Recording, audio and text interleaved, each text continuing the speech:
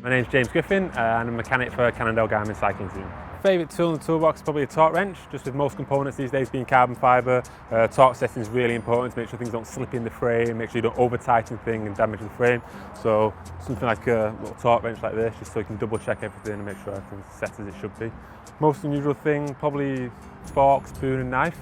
Because you can sometimes be working till pretty late at night, your food can come out late, or you sometimes just snack from the fridge and it's not always stuff, so you always carry like a spoon or a fork just so you can always eat your food kind of late at the night. It's not always the cleanest of spoons, but oh well.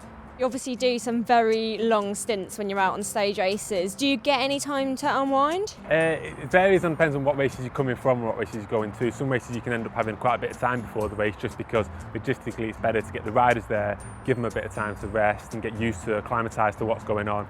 So sometimes it can work out pretty well and other times you just literally arrive the night before and leave the night at the race finishes. So sometimes you do get a bit of time, but it varies on what the riders need to do rather than what we get to do.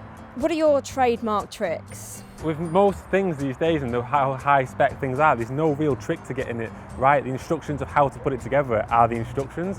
So the main thing is just taking your time, doing it right, using the right lubricants and right assembly compound.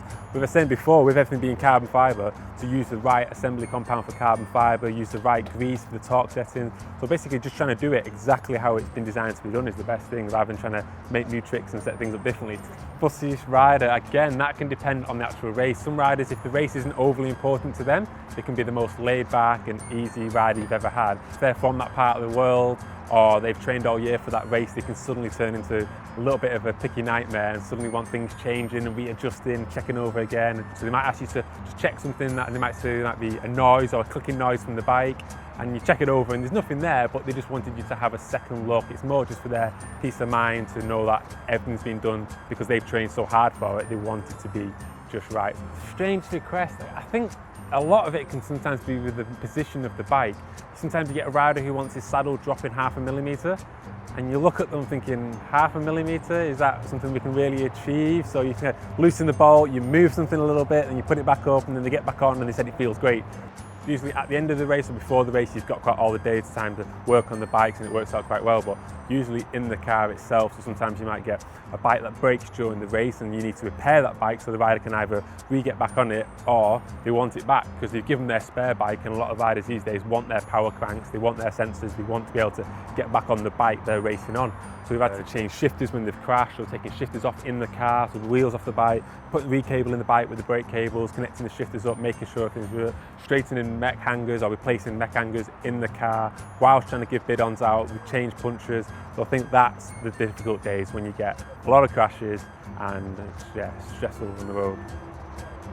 What are some common mechanical mistakes you see people make? Are there some obvious things that you look at say amateur riders and think that's what they could remedy to have a more, a better setup? I think just general maintenance of the bike is always the basic one to start from. I think if you don't clean your bike and you don't keep an eye on your bike, you can mask problems with piles of grease and extra. You see people, they just put more and more chain oil on the chain so they clog up all the drive chain and they wonder why it doesn't start shifting because they're not keeping on top of the maintenance. So just cleaning it, maintaining it, and also when you clean your bike, you have a visual inspection, you look at all the different parts of the bike, so you might see cracks, or you might feel parts of the bike that have worn out that you can't always feel when you're on the bike. You pay thousands of pounds to buy it, and then some people don't want to spend £20 buying cleaning products to kind of keep the bike in good condition. So I think it's mainly maintaining it and keeping an eye on it. And the thing is, the more you work on it, the more you'll know about your bike. If you just keep taking it to the bike shop every week, they're going to do the work for you and you're never going to learn. So I think learning to work on your own bike is a good start as well.